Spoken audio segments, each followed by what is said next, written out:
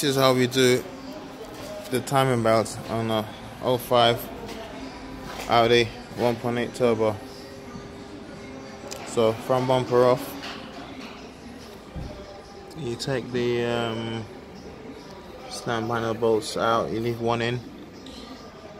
This one in down there, can't see it. It should be camera one, zoom in, come on. One at the bottom there is in. Same with this side.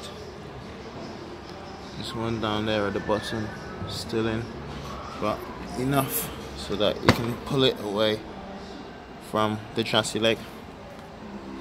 And this bolt here came out of the headlight.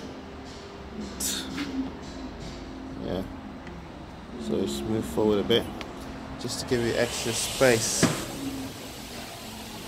to do the job. Obviously, it's usually about here. So how the hell are you going to do it like that? Unless you've got some really small hands. This is my way of doing it. As you can see, the chassis legs separate. Yeah, just about to time it up. Marks there. Just going to check on the computer to just make sure that I've got the right timing set up. Then yeah, it's pretty straightforward job. Got the timing belt kit there. We've got the water pump down there.